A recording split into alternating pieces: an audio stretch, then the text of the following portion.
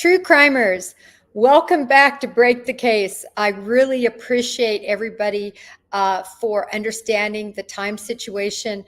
I know this is going to be really, I think, very enlightening about Nikki's case. For those of you who don't know, I am a retired FBI special agent, 25 years with the FBI and 3 years prior federal experience before the FBI. What we're going to be talking about today is a case involving a young, absolutely beautiful lady named Nikki Saelee McCain. Now, for all of you who advocate or in your hearts, you're moved by domestic abuse, domestic violence cases, this case is going to touch you because this case is all about a woman that was so petite in stature, under 5 foot tall, about 110 pounds, just a little young woman. And unfortunately, of course, that makes somebody even more susceptible, I think, in terms of that abuse really harming that individual. And in addition, Nikki was a very private person.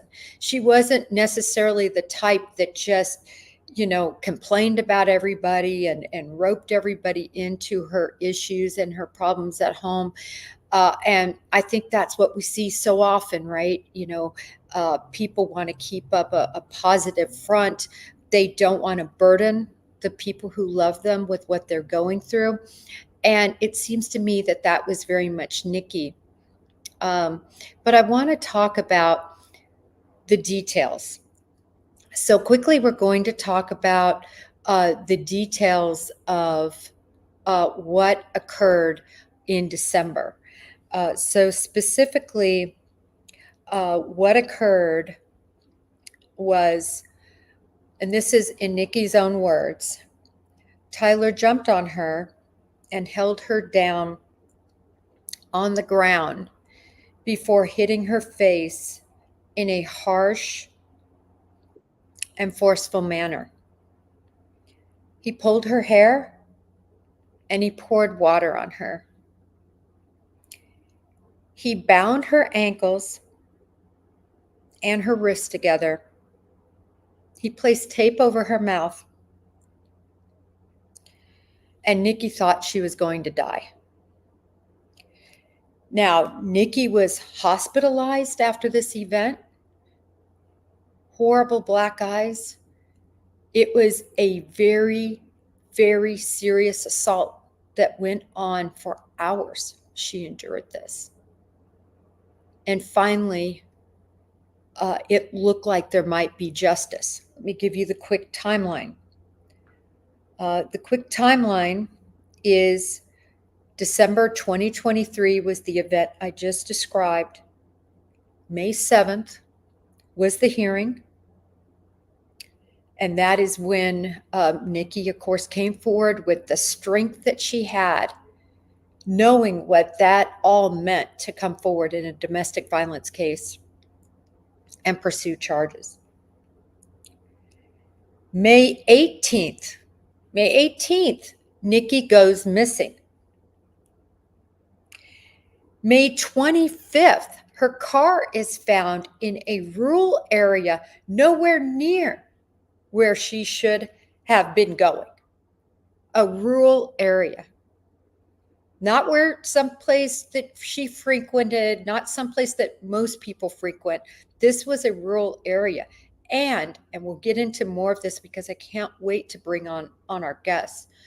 But there was somebody that had apparently dropped this car.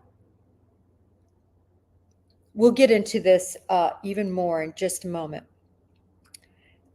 June 28th was a court hearing. July 3rd, there was a fire at Tyler's house. There were initial possible charges in that, but that didn't happen. And July 5th, the charges against Tyler, and I should have said Tyler was her husband. The charges against Tyler were dismissed.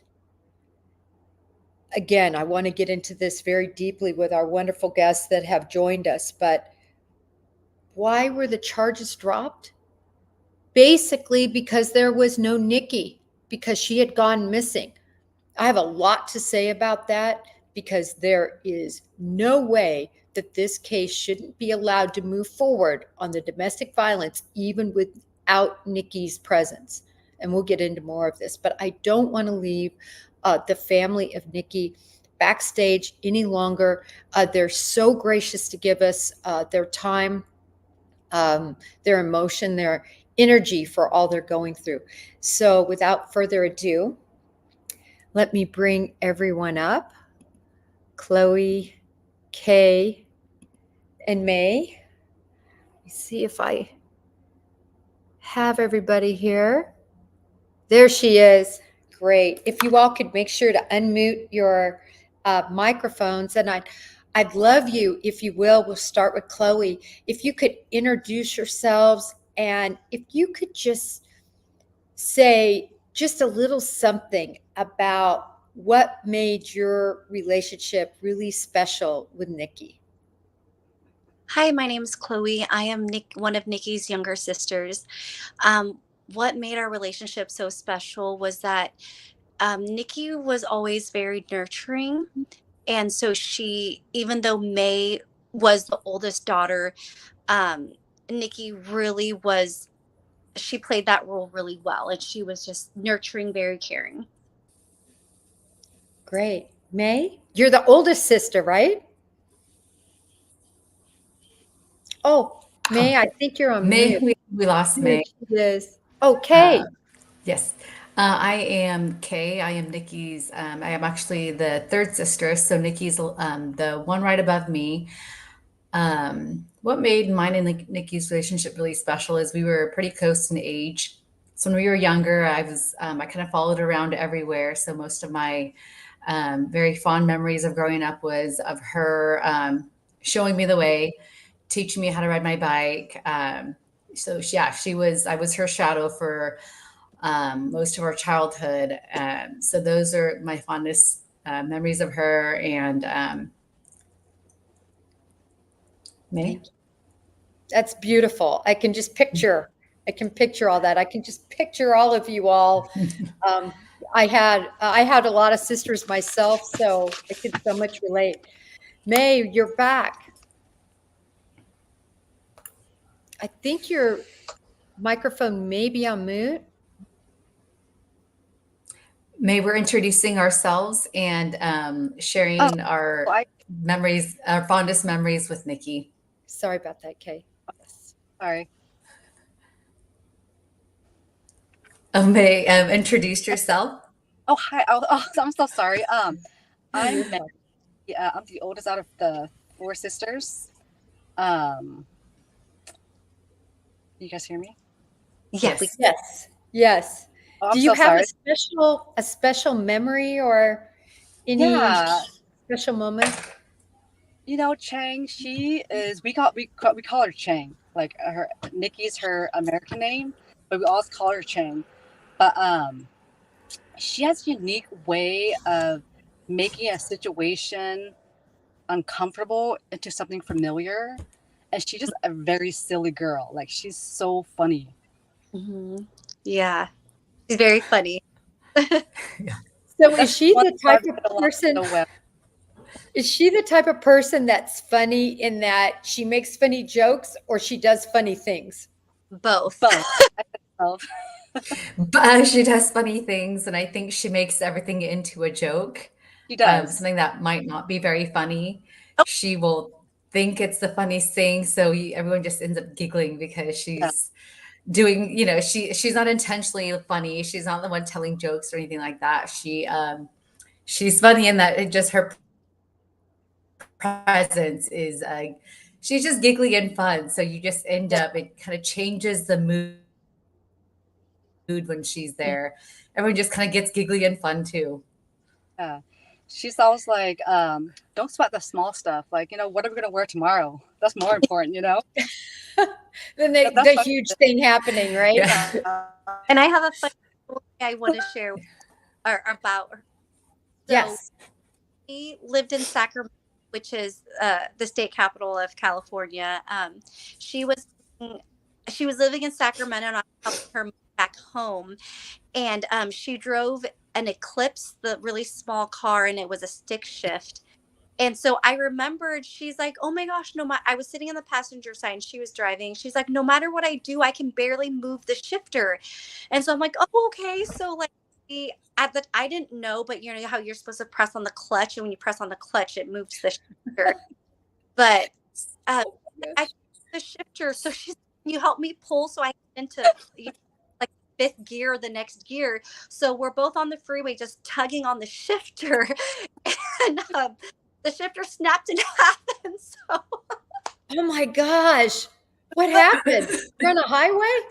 yeah, we were just on the freeway on I-5 North going back home to Reading. But you know, I was, I think, only 17 at the time. And so, but it was like, oh well, it's fine, we'll just pull over on the side of the road. You know, nothing scared Nikki. Like, it was just like, oh, it's fine, we'll figure it out. Like it'll get fixed. Don't sweat it. Oh my gosh. I love these stories because it really gives you an, I love seeing you guys laugh. So Yeah. this was the first time I've heard that her name and how you all referred to her was Chang. Yeah, that's our That Well, is and yeah, it's her Mian name. So So we would, when we're speaking in Mian, we'll call her Chang. And so when we're around each other, we try to use our Mian more. So anytime we're all together, we just would call each other with our by our Mian names. And yeah, when we would call her Chang. And so tell us your nationality. we're Mian. It's very similar to Hmong, but also we kind of, it's like a, Kay has a better kind of explanation. Well, I think Okay. we're originally we're our people are from China originally. One of like the mountain tribes there, and throughout the different generations, our ancestors had migrated a lot. They were a farming people. So throughout the years, our people have migrated to areas of Laos and Thailand and Vietnam, some in Europe, but our family ended here in the United States during the Secret War that which took place kind of in the Laos area during the Vietnam War. And my parents were living in Laos at the time. And because of that conflict, there was war and fighting going on in the villages that they were living in Laos. So they migrated to Thailand to escape the war. And we were in refuge. Well, my parents were in refugee camps, and that's when they had Nikki. the four of us. So our older brother, May, Nikki, and myself. So we were all born in Thailand in the refugee camps. And then when I was a baby, my parents migrated here to the United States. But yeah, our people is I kind of would define it as kind of like an older Chinese group, but we have a lot of Thai and Lao influences. So the way our parents raised us and the food we eat is would be much more similar to like the Lao and Thai food. You know, I'm just picturing the movie. I love this movie. It's a cartoon, but it's with the warrior. She pretends to be a man. Do you know which one I'm talking about? Oh, Mulan. Mulan. Is it Mulan? Yes, that's what I'm just Yes. picturing is kind of the, old Chinese, but in this whole region, and when The I see your, robes. Hmm. yeah, the robes, when I see your faces, I feel like I've got Mulan, Mulan, Mulan, Mulan's on the stage. And, when I've seen your sister, I think that was my initial thought process was Mulan, the warrior. Yeah. Mhm. So I want to ask you this, taking you forward, kind of, when did Nikki Chang, I love that name, When did Chang first meet her husband? When did they first, how did this relationship come about?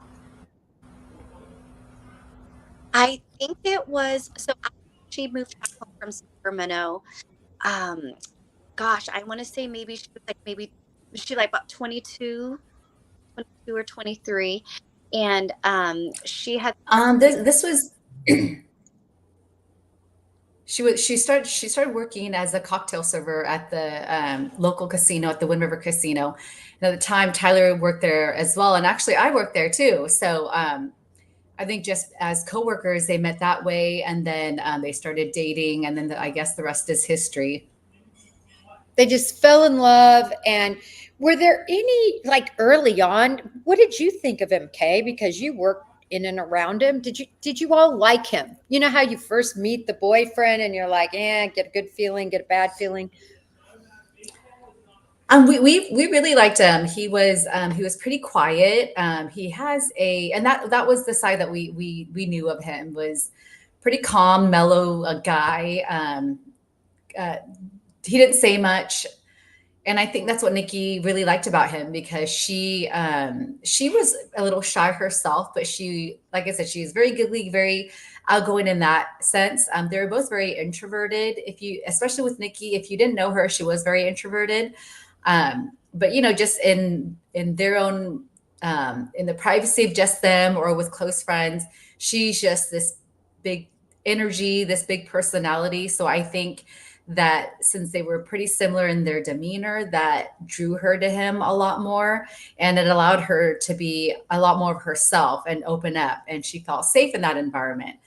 So yeah, I think from the get-go, we once we kind of felt like it was more serious, and got to know him a lot more, we could see where they connected, and why she was drawn to him. So no initial red flags or any sort of red flags, just not talking about what she might have said, but more just your guys' sense of who Tyler was.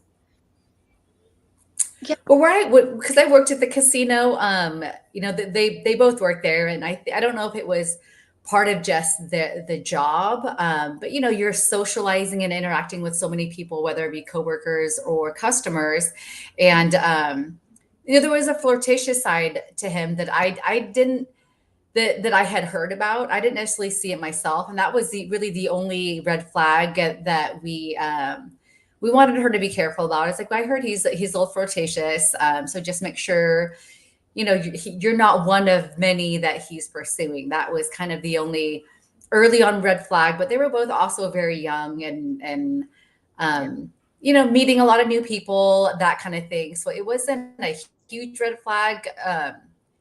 We still kind of told her to go with your gut if you feel like he's if he's right for you. And then at what point, or did she ever share with you how they got engaged, how all of that happened? I know that Nikki had always wanted to get married and have a wedding, but I know that Tyler, because with our Asian culture, weddings are very, I'm not saying it's not a big deal in the American culture, but in our culture, the groom side puts on the wedding. But Nikki wasn't expecting that, but she did want a wedding. We do like a 3-day ceremony where friends and family all come and gather together, and it's just a big celebration. It's a really big deal, and we have to do some type of It's a very big ceremony, and I think that the idea of putting on that ceremony sounded like a huge undertaking. So it wasn't as a matter of like, when we're going to get married, it was just like, this sounds like such a big, I guess, essentially big, sounds like such a big party to throw. So, but no, but they've always talked about wanting kids and having a family, and I know that because the whole wedding thing sounded so daunting, they were like, well, we plan on getting married. But they're like, well, let's start a family. And I know that they started trying for a family. They tried for years and years. So I know the 4 kids that they have were truly a blessing. I don't think they didn't think they could even have one, because there were some struggles in the beginning with trying to conceive. So I know that how big their family is really, really a blessing for them. That's great. And so it was after sort of they had the children that they formally got married? I think they were engaged for years and years and years. And then I think at a certain point, they're like, well, should we just get married, or are we still waiting to plan this wedding? They might have been engaged for 6 years, 7 years before they actually got married. Well, I can only imagine. A 1 day wedding's a lot. A 3 day wedding is really a lot.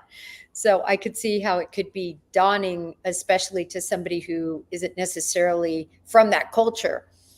Okay, so let's go with the point at which you all knew that there was a problem. I listened and reviewed, of course, a lot of your, different interviews and kind of everything I could get my hands on. And so my understanding is, as I opened with, is that Chang was she didn't, air her, issues. Is that kind of the situation? And how did you guys first find out anything was amiss?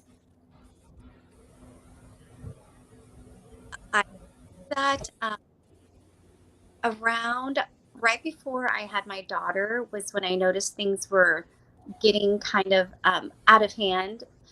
Lot more fights, and then Nikki had also mentioned to us about affairs that she thought Tyler was having, and then there was one affair that that Tyler did admit to. And I think too, for us, it was during COVID when everyone was sheltering in place and we weren't really able to go anywhere. We weren't able to see anyone. Because at that time, we're thinking about who we're allowed to see, making sure, and I don't, people kind of forget during that time, we're all wiping our groceries. We're doing all these extra precautionary things, and we weren't even seeing family. So everyone was very much isolated. And by the time those kind of started to lift a little bit more, and during this time, we're all still talking to each other, but we're obviously not seeing people face to face because we don't want to get anyone sick. But I think when COVID started to lift a little bit more and people were slowly starting to see people again, that's when we kind of noticed the drastic change from how their life was prior to COVID, and how it was after when we started to kind of start doing those visits again. It was just, we could tell the dynamic had changed. The things that she vented about seemed a lot more serious and not just, A fight. take out the trash or, things like that. It became a lot more like he was physical with me. We're getting in really big fights over it, like bigger and bigger issues. And then when the affair came out, that was a huge ordeal. They were probably going to get a divorce, and then somehow, some reason, they worked it out, and they were going to try to make it work. And then it seemed peaceful for a while. And then about 3 years ago, I would say, is when I think it ramped up, and the venting became a lot more, like I said, a lot more serious. And then she was telling us about sometimes some more physical altercations, and that they had escalated to police calls. But each time she made those police calls, she'd tell us about the police calls, and she would always say they'd come to the house, and she wouldn't make that report. So it was many incidences that were not recorded, as far as her being assaulted. So I think so about 2.5 years ago, I think after so many calls, the police decided we're all, obviously there's domestic violence going on in this home. If you're not going to make this report, we do see that children are in the home. We're going to remove them. And so that started the process of removing the kids from the home. And that's when they lost custody of the children. And it was all centered around their fighting, if you will, nothing toward the children, or was he also violent toward the children? That I don't know. The children, I don't believe it was, we don't know for sure, but when the children, we don't know for sure, but we're pretty certain that they may, I don't believe that they were, but we don't know that for 100% fact. But I'm pretty sure the children were typically pretty safe because I know when they got into fights, Nikki said that she would lock them in the master bathroom, in the master closet. So, or no, she would lock the master bathroom with all her and the kids in there to keep them away. And then if he broke down the door into the bathroom, she'd then push them into the closet. Then at least they were, they were all in there. But I don't believe that they were ever, but I can't say that for sure. We don't know that for sure.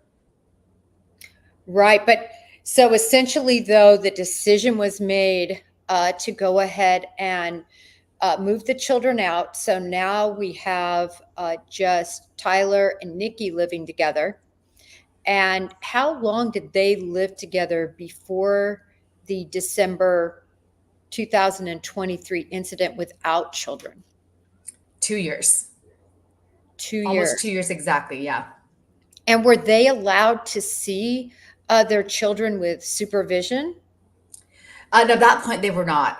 There was a period where they were able to see the kids with supervision, but at that point, they did not have visitation. I see. And so, when was the first time you saw that Nikki had physical bruising or marks or anything like that? The first time that I saw her was actually on my Arlo camera. I noticed someone was at my front door. I wasn't home at the time.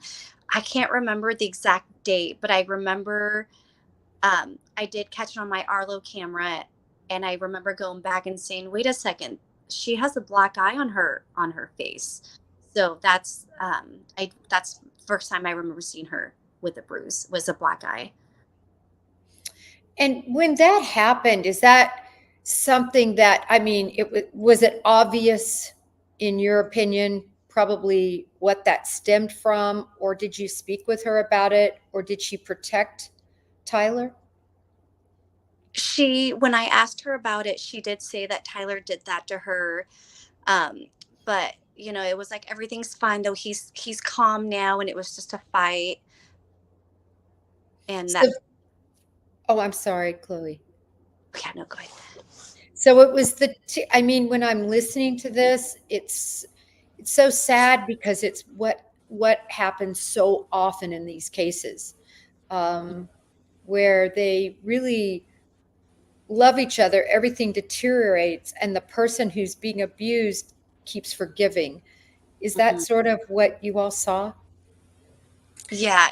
Yeah. It was very apparent to us. And I know that she still clung on to them being a happy family again, because they were a happy family at one point, and they were great parents. They were, he at one point was a very doting dad and cared about keeping the family together. So I think she held on to that in hopes that because she said that he started getting into these moods more frequently. And she would kind of explain it away as like, it's, he's been drinking again, so it's causing him to act like this. And, he's getting depressed again, or, so it was always like, but, he's going to come out of it. We're happy. And I don't know if they did marriage counseling on and off throughout their relationship. So there are times when she just kept thinking it would get better. She kept thinking that there are pockets of his old self again.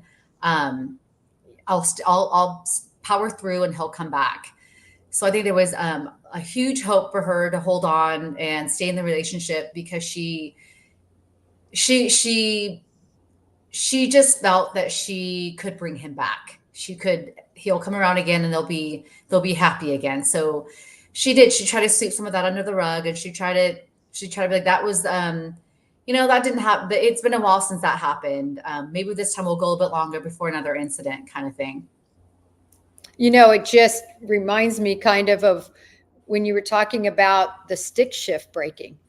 She's on a highway. She's got the stick shift in her hand, but she just, everything will be okay. It'll be okay. We'll get it fixed.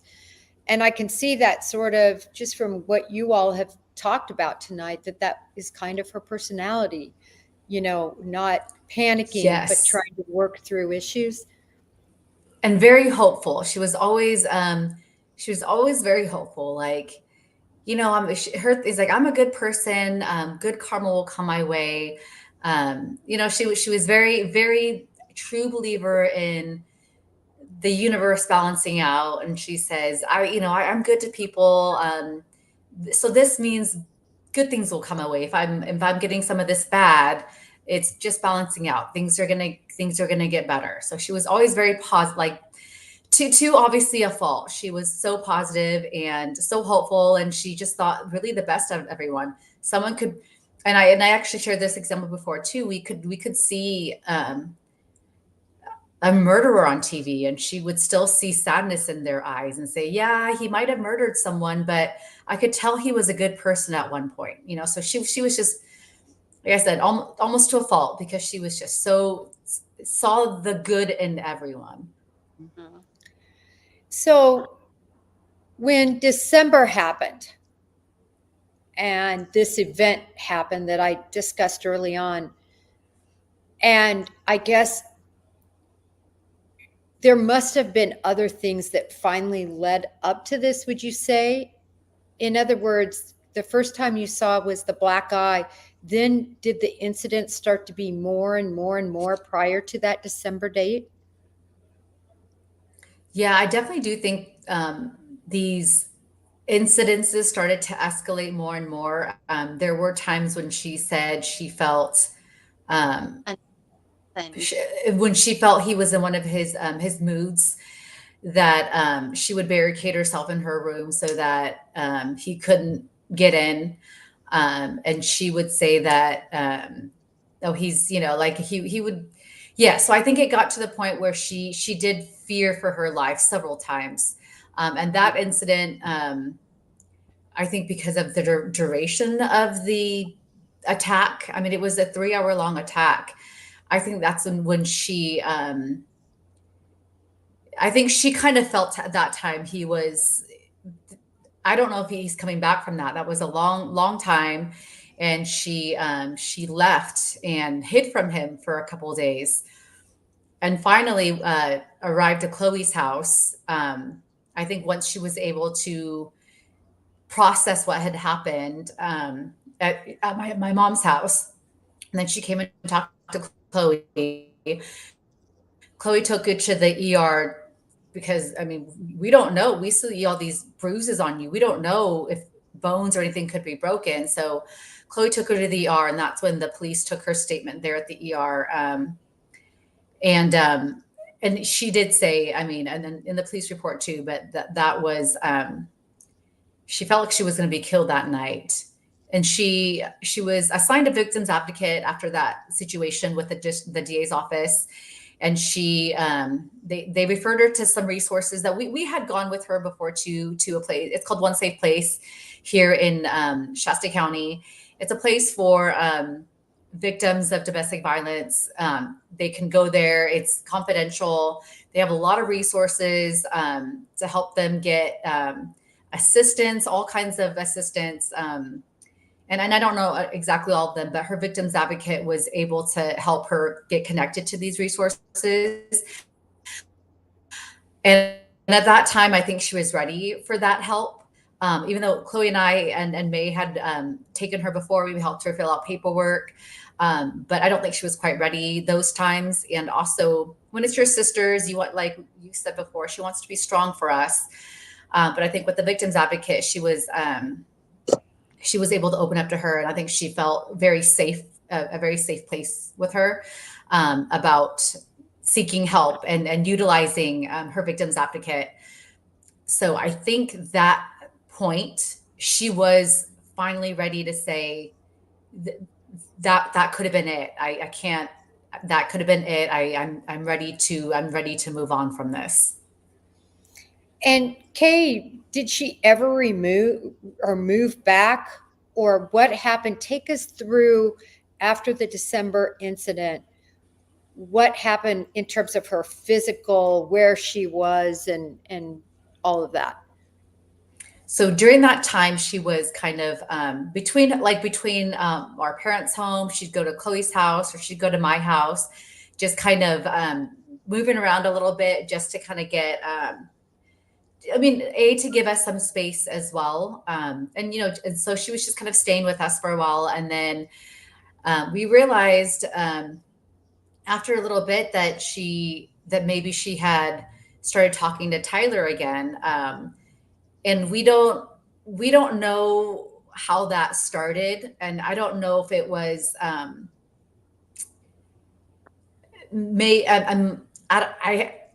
I think a piece of it too is there are these charges against Tyler, and he knows that if she's moving on and on her way, there's nothing I can do. Let me bring her back so that maybe she'll change her mind and change her story. So I think that was, I think there was a proactive effort on that end to get her back, get her mindset back to where she was still trying to make the relationship work.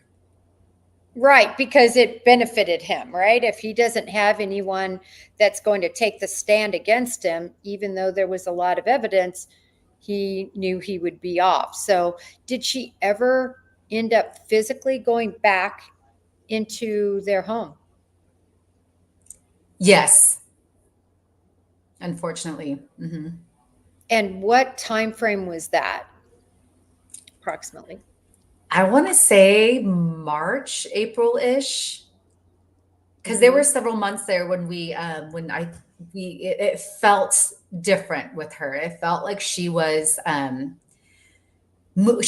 was moving on. Like she was in a good place mentally and emotionally. But I think around like March, April-ish, Chloe might have a better idea of the timeline. She communicated a lot more with Chloe with some of the, like what she was going through daily, and some of doing more of the venting with each other. But yeah, Chloe might have a better idea of kind of when she started. Maybe she was moving back into the house. Is that about right, Chloe? March, April, or do you remember specifically? Yeah, it was like around that time when I felt like she was, because I would always know where she was at, and then I'd be like, "Oh, hey, like where were you?" And she's like, "Oh, I went back to the house," and I'm like, "Okay," um, But then she'd come Don't back. stay there. I was like, "Please don't." No, it's fine. He won't do anything to me. He wouldn't do that to me. So she was confident that he wasn't going to hurt her. But she also did say, "But I feel really comfortable here too, because this is my home." So I think she missed her home a lot too, and what it used to be. So yeah, it was a lot of back and forth, and I think it was. And that was another piece too, I think, with her going back to him all the time is, and I did ask her at one point, like, why, that, and I had said this to her, like, that one of these days he's going to kill you. And she said, well, I don't have my kids anymore. That was my home. And without them, Tyler's my only home. And that home physically is her only home. So I think when everything that you have has been taken away from you, you hold on to any piece of familiarity that you can. And that's what she did. So now it's March, April. She moved in. Tell me about the last time you all saw her and how all of that played out? So the last time that I saw her physically was Wednesday, May 15th. I checked my calendar too. Um, she had May 15th. So my mom had a doctor's appointment in Sacramento. And so she had, I told her, take my car. So her and my mom met at my house that morning. And my sister took my mom to her doctor's appointment. And then she came home and they met back at my house. And it was around like 7 at night. And she got me, I don't know if you ever had a bun me sandwich before, but they had bun me Sacramento. So she bought me a sandwich and she bought me sriracha sauce because sriracha sauce, for a while, sriracha sauce was really expensive. So it's something about my sister. She big Really, store, did you? yeah. And so she helps out with my parents a lot. And so she brought me a sandwich. And then I told her on Thursday, thank you for the sandwich. And I was like, it was so good. And she was like, oh, really? I know, wasn't it? And she didn't eat hers yet, but she was going to eat her sandwich. And then on Friday was the last time I talked to her ever. Um, we had been texting throughout the day, but that evening, my son was teething. So I'd just been up all night. I was awake, and she had told me that Tyler's brother Brian was in the ER and he is not doing well. So she told me she was at the hospital, and um, she was saying how everyone's like really sad, hysterical. She said that her mother-in-law Jeanette was very hysterical and that Brian. And so it was very scary. And after that, she texted me at 12:35 a.m., which would make it technically May 18th, but I still count it as, Friday night. But she did say that she had her mother-in-law's car and that she was going to take that car back home to her mother-in-law's house. And that was the last time she ever texted me. And did you believe that text was from her? I know it was from her phone, but did you believe that how it was written and what she had to say was in keeping with something she would do and say? Yeah, I think so. Just because the right before that text week, she was telling me other things too that would indicate it was her. So I do believe that it was her. Okay. So then that's the last you hear from her. At what point then does your family decide to put in a missing persons report, or what steps did you take? Did you guys call Tyler? Yeah, my older brother did give Tyler a call. Um, by Tuesday, I think we were all kind of like just freaking out because we couldn't figure out where she was. And I thought maybe she was just at my mom's house, but my mom's like, oh no, I haven't seen her. I haven't talked to her. I believe it was since Saturday morning, my mom had said. I'm like, okay. So that's when we all got kind of worried. And my older brother who lives in Seattle did call and reach out to Tyler to ask if he had seen my sister. And then I called One Safe Place to see if my sister was there, but they told me that unfortunately they couldn't share that information with me. It's a for, for You're breaking up just a little bit, Chloe. oh Sorry. yeah. I called One Safe Place, but they couldn't give me that information. And Oh, they did tell me that I could contact the police department and maybe they could call me and let me know. I called the police department and oh sorry, I didn't call the police department. I called her victim's advocate first. I'm like, maybe she spoke to her. And so I called her victim's advocate and she told me that if I have any doubt in my mind that my sister is missing, to call right away. So then Wednesday was when we called and made that report. okay. So Wednesday. So now we have likely something happen early morning hours of Saturday and then Wednesday. So pretty big gap in terms of um, the reporting, which of course happens often, right? Normally you don't think somebody really disappeared, but rather, you're kind of trying to find them.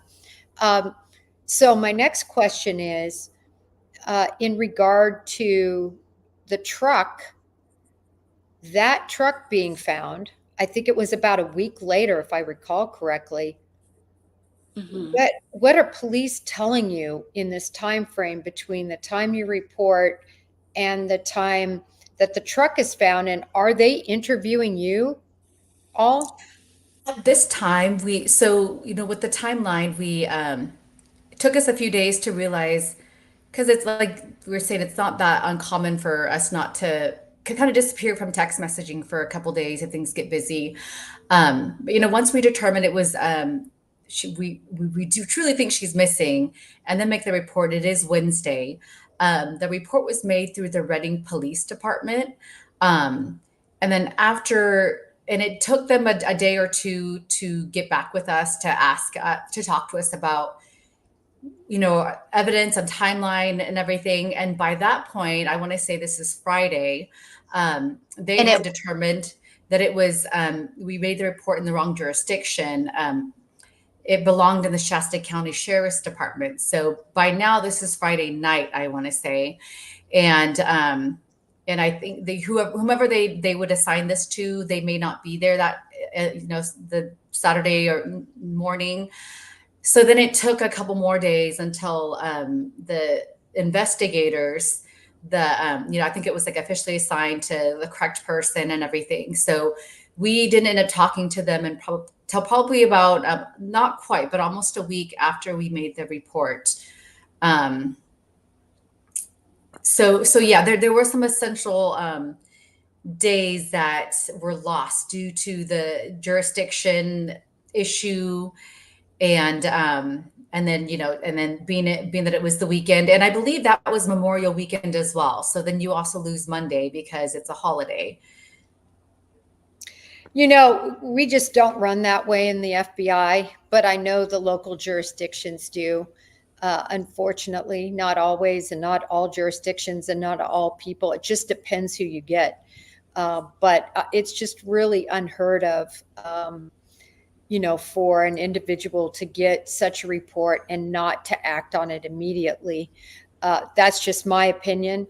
The other information I read about Reading, and now, I understand that Shasta had the ultimate venue, but Reading was literally not investigating and not charging cases to do with domestic violence because, quote, they didn't have enough judges and they didn't have enough courtrooms.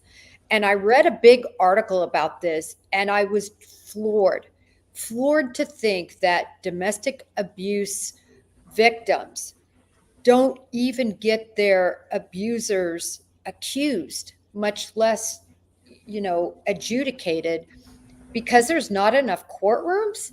I mean, you can hold court anywhere. We held court all over the place with different operations. We would set up classrooms. We had stuff at the airport, wherever it was necessary, the judges would come. And you don't have enough judges, then you need to get more judges. So I just feel like with this case that this area, for whatever, it just seems like domestic violence is just not considered important. Have you guys felt like this with your interaction with the police department, or has it been positive? I feel like we've had a positive interaction or interactions with the police department. But I think you're right. Just as a whole, our community isn't. I don't know if it's just something that everyone's kind of desensitized to because maybe it's something that happens frequently. I don't know. This is new to us. Yeah. So I mean, our experience with law enforcement has been very positive, but I do have to agree that cases not being dismissed because of judges is kind of That's it is alarming. concerning. It's concerning when I think about with Nikki's domestic violence case that's dismissed, but I believe they have a 3-year period before, and that they could refile. At this point, I think we have 2.5 years left. But that, I mean, that definitely wants me to I'll keep a close eye on the calendar, because we don't want that to expire. And then if we wait too long, then the time expires and we can't find a judge. I mean, that would be, that would be hugely frustrating. Well, there's a case in that area. I'll just touch on it really quickly. The offender was named Brett Epps, and he was initially charged. And he almost, the person he was violating almost died. So he was actually charged with attempted murder. And just recently, just a few weeks ago, his case was what they call terminally dismissed, meaning it can never be reopened. It's done and adjudicated because of these administrative issues. And it's very hard as a person who was in law enforcement all these years to believe that this sort of inaction is happening. And I wanted to talk to you about particularly the domestic violence case that really, in my opinion, should not be dismissed. And let me tell you why. Investigators and prosecutors handle cases all the time, as an example, where there's a murder, but you don't have a body. It's not the perfect scenario, but it happens all the time. In this case, there is a domestic violence incident where you have a lot of witnesses. You have the ER staff, you have you, Chloe, Kay and May. I don't know if you saw her after the event. I don't know if you ever went to the house and saw anything. While you can't testify as to what she told you, because that's hearsay, you can definitely testify as to how she looked, what you saw, if there was ligature, because I think there was a point that he tried to strangle her with a ligature. And, whatever you saw, whatever they, diagnosed in the ER, what the police officer that took the report, what they saw, all of that, and the prior acts, which is what they call 404B, that you all have just talked about tonight, there is a case that could be made. So have you all, has the person you're talking to that's involved with this case, the prosecutor, have you all discussed this possibility? And I know you're probably so, not used to the criminal justice system, but I was just wondering. They did speak to us about that, and I think the being, and this is our understanding of what they explained to us, was that being that it wasn't and I'm not going to use the right terminology, but because the report was made a couple days after the actual attack, because it was when she was in the ER, that was a different type of evidence. They couldn't use that as something to do with an utterance. Excited. Spontaneous utterance. Yes, because the report was made a couple days later. Mainly that, and because she wasn't there physically, that it was going to make it a more difficult case to try to win. Yeah, as a law enforcement officer, you have these cases that we call whales in a bucket. And those are just the cases that are perfect. You've got them on tape. Everybody saw it. Maybe you have a video. They're a whale in a bucket. It's going to be easy to prosecute. Then you have other cases that they're not any less important, but they're, small fish in a bucket, meaning it's going to take a lot of work. It's going to take, the evidence is not as strong. But I don't know, in my view, I look at this case and I see evidence that points to the fact that he did this crime. The other thing I wanted to ask about, and maybe you all don't know, but did they ever do anything with the phones?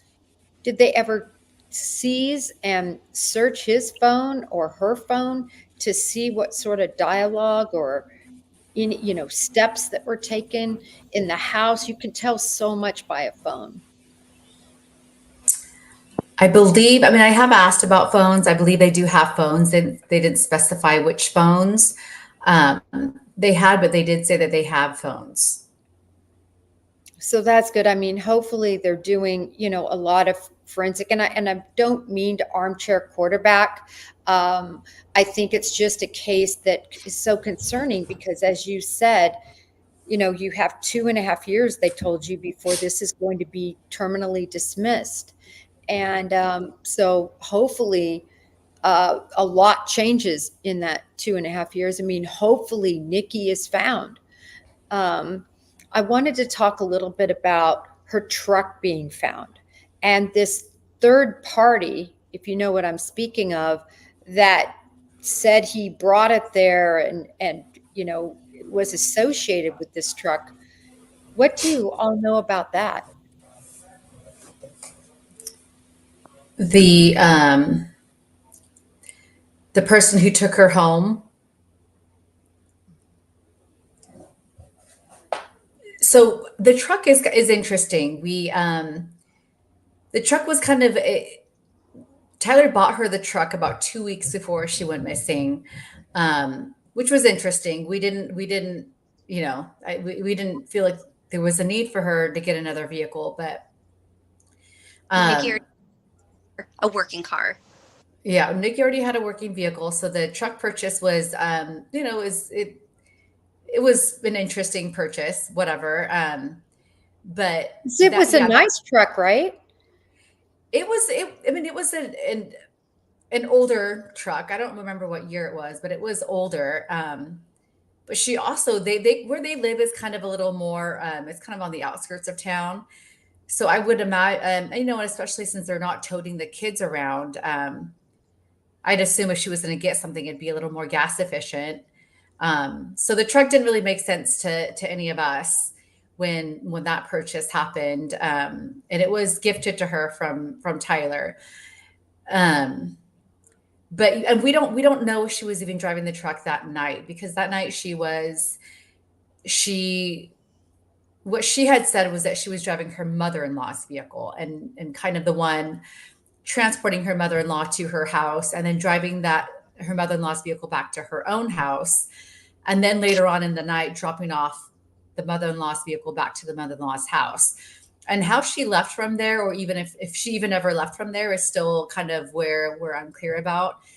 So if she did leave the mother-in-law's house with this third party, this person that was a friend of Tyler's, we don't know what vehicle he came in. If he in fact did pick her up from there. We don't know if he came in his own vehicle or in her truck, or because and I don't know if it was that third party and his name is, they call him Too Tall. We don't know if who Chloe might remember, but at one point there was, they did say that she had taken an Uber from the mother-in-law's house, that she had called an Uber, and that Uber came to the mother-in-law's house. So that was one of the the theories that we were given. And yeah, not no point do we know if she actually took her truck that night. But when at one point Chloe, after we had already made the report and knew she was missing, Chloe had gone to their house a separate time from, we have a little brother who also went to the house. And both times they didn't notice the truck there. So when they asked about the truck, they just said that Tyler had been driving the truck and they weren't sure where it was, or, it's here or it's there. There wasn't like a specific answer. And then Chloe had asked Tyler about the truck, and he said it had broken down somewhere out off Bowman Road. And that's where the searches were kind of focused on, was on Bowman Road, because that's what he had indicated to us.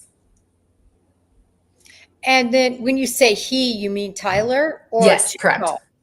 Okay. Tyler. Mm-hmm. Tyler. And so this truck is found. Was it burnt? We don't know if it was burnt, but we do know that when they purchased the vehicle, there was a little bit of burn damage on the exterior. But we don't know if, when it was found, if there was additional burn damage or not. Mhm. I see. And Yeah. so the significance, though, to me of this third party, right, too tall, knowing where the truck was, or I guess being interviewed about the truck, do you all find that odd? Yeah, a little bit, yeah, because I feel like there wasn't really any like straight answer. Yes, a lot of different stories. And I saw that in terms of Tyler, I saw three different stories. One that she left in an Uber, another that she left with a lesbian, and another that she left to go to Vegas to meet a guy. Are Hmm. you familiar with these different stories that have come, I guess, from Tyler's mouth? Yeah, he did tell, whether one of us, one of our brothers, one of those scenarios at one point.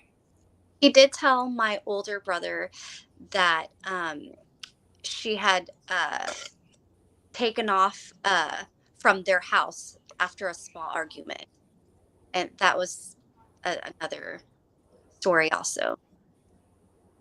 I mean, as an investigator, when I hear lots of stories, I know there's a lie. Because if a person tells three or four, now I'm hearing a fourth story. If I hear four stories, that means three of those stories are lies. Maybe even all four are lies. But we know that there's no truth. And whenever there's no truth, you have to ask yourself why?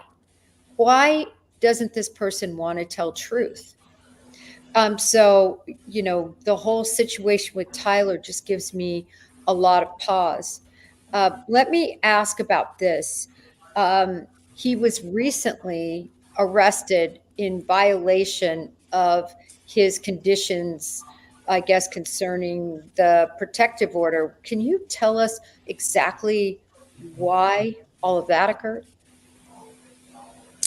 He when he was arrested, this was last week. He was arrested, and I think the charges were driving without a license, and he also had live ammunition in the vehicle. Um, and I there was some chatter about what exactly those charges meant, and I believe some of them still stemmed from his initial arrest um, from May. That was when he there was another violation of his bond. But the hearing was scheduled for that morning, and then I think it was delayed until the next day, which was Friday, like this past Friday. But that now is postponed again. He already had a scheduled hearing for the 19th, August 19th. So I believe all those charges will be addressed at that hearing instead. I guess what's confusing to me is if they dismissed all the charges pertaining to the domestic violence issue, what are these other charges that he would have been on bond for?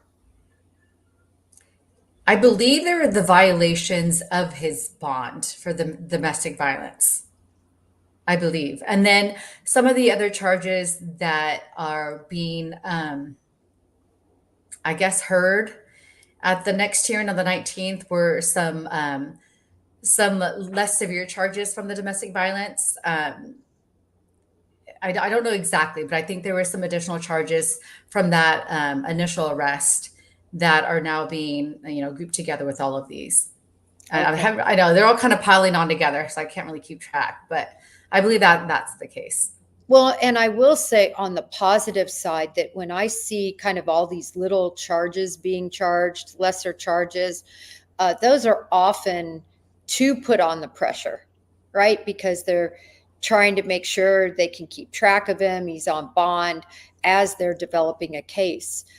So I think that that is a really good sign, at least what I see when you see all of these kind of nitpicking little charges and they just keep happening, that's usually a sign of the bigger picture, that they're concerned of possible involvement in this. I had a couple of questions come through on Twitter. And specifically, one of them was again about the phones. Do you know where Nikki's phone is? We do not. So no idea whether it was in the truck, whether it was ever found, or whether it's just missing. Correct. Yeah, and I think too with cell phones, with how everyone knows it can be pinged, it's very likely that my personal theory is that it was kind of, I could see someone taking her car and driving it somewhere so that it pings away from here. Um, I could definitely see that, and that yeah, and we don't know where the phone is or whether if it's in police custody or if it's just gone. We don't know that. And so, and I'm just curious, as far as your liaison with law enforcement,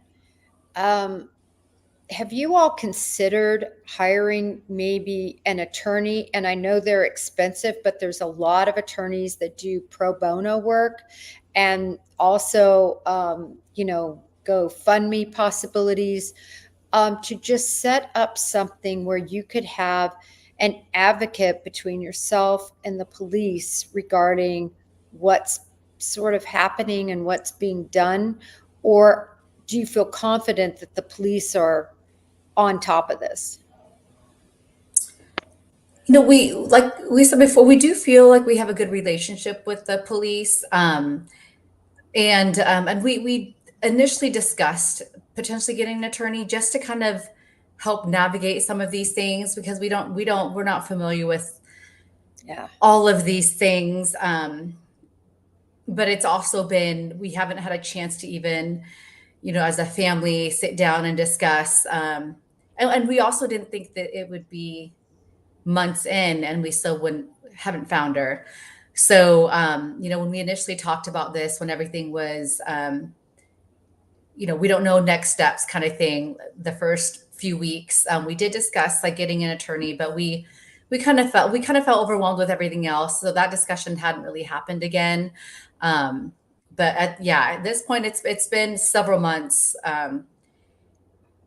So we haven't really discussed that again, but.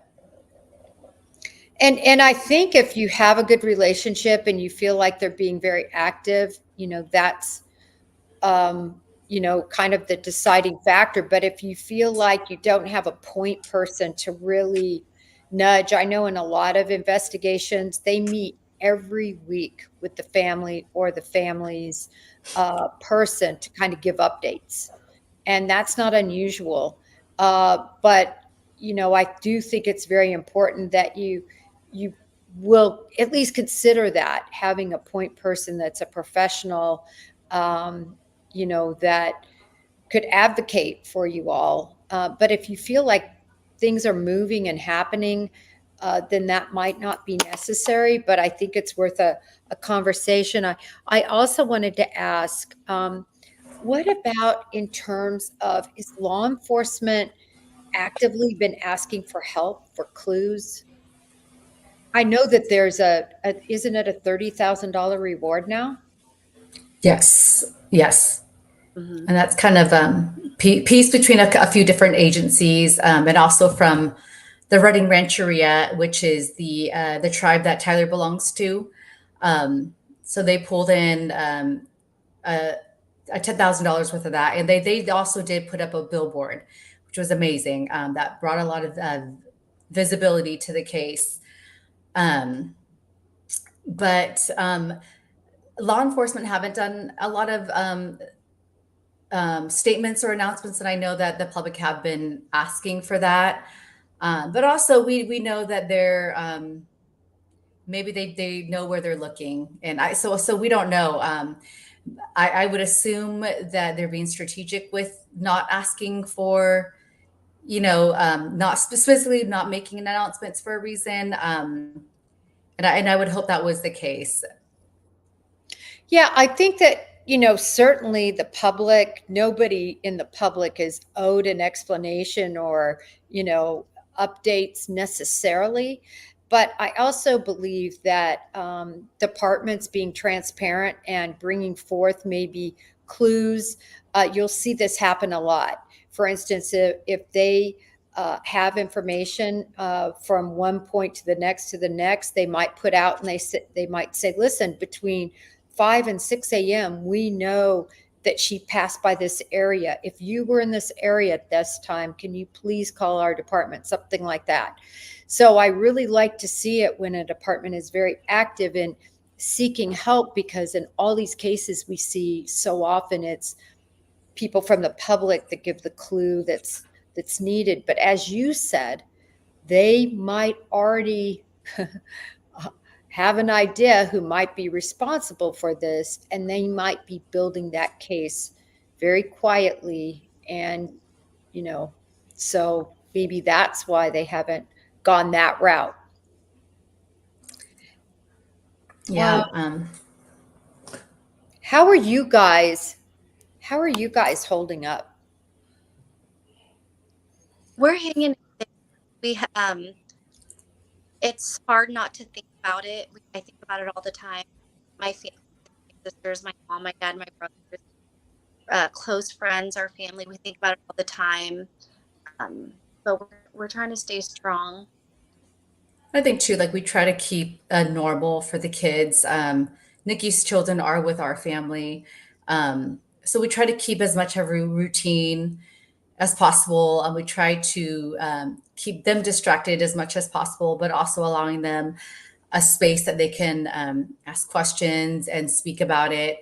So I think the hardest part really is and we all work full time as well. So it's going to work each day and then still trying to find time to be be physically and emotionally available for not just our family but for Nikki's kids, and providing that normal for them.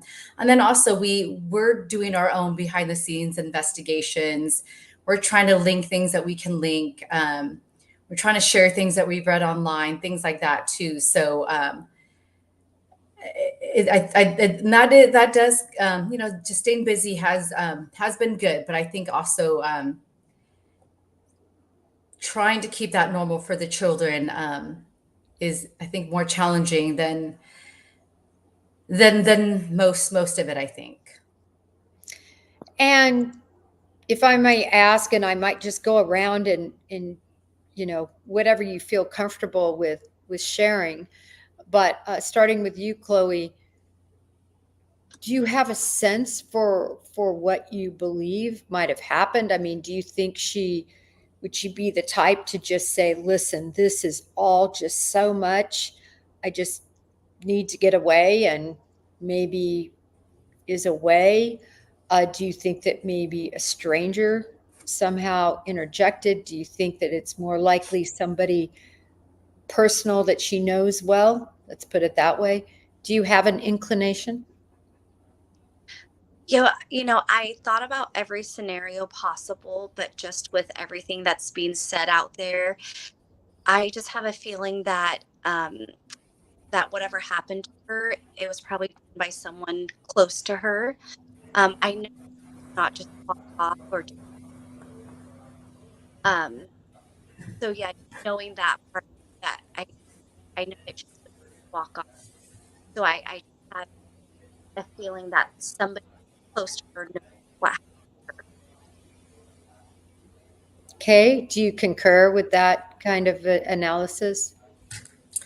Yeah, and I think we discussed before, like, and Nikki's just not, she's not really someone who, her and Tyler are very much homebody, so they're not adventurous. They're not just going to take off and explore a new place. So I know that just wasn't something Nikki would do. And if there was somewhere to go, she would go to May's, and May would know. She'd be staying there with May because she knew that was a safe place, a place that she can get a little break if that was truly what she wanted. And that's something we encouraged. We had told her many times, go stay with May for a little bit, go stay at the beach, get your mind off of things, reset. So if that was where she was, that is what we pray that she would have done. But yeah, it's just with the way things had progressed.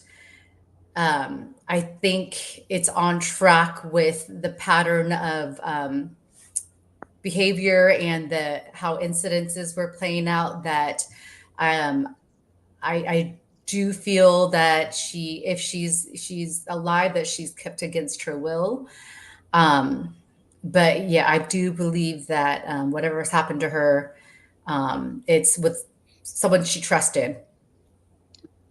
May, is that your belief too?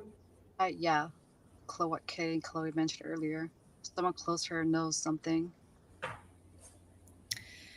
Well, I just want to say to end things up, and is just I can't really express how much the strength that you three have, and I'm sure your whole family has, but just the strength that you all show, and how articulate and intelligent and just beautiful you are.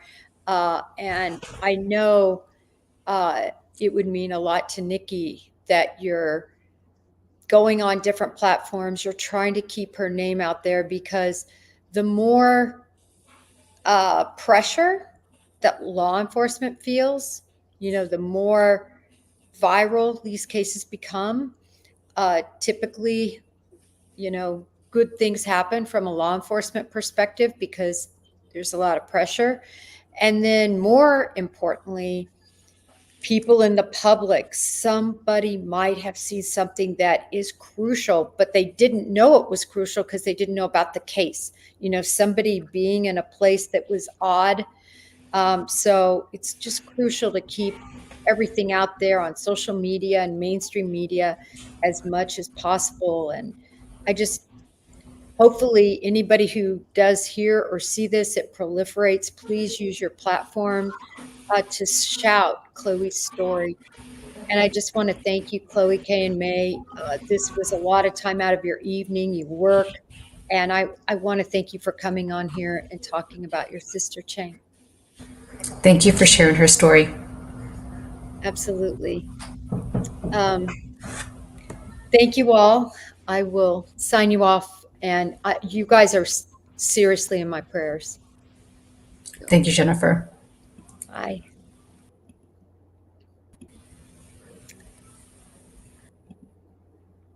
Everyone, I want to thank you. Again, I am sorry about the time difference. I hope that many people who often watch the show, but because of the time difference, weren't able to make it. I just want to say this is such an important story. It's an important story that everything Nikki went through, everything that has happened now, the case being dismissed, what is going on with Tyler and his cases. It's all so important because it's so often the story we hear over and over and over again about escalation of domestic abuse, and the fact that now she's not with us to really go to court and to have these cases instilled against Tyler says a lot to me. So in any event, I want to thank my mods for all you do and for coming back. I want to thank everybody who joined in on this important story.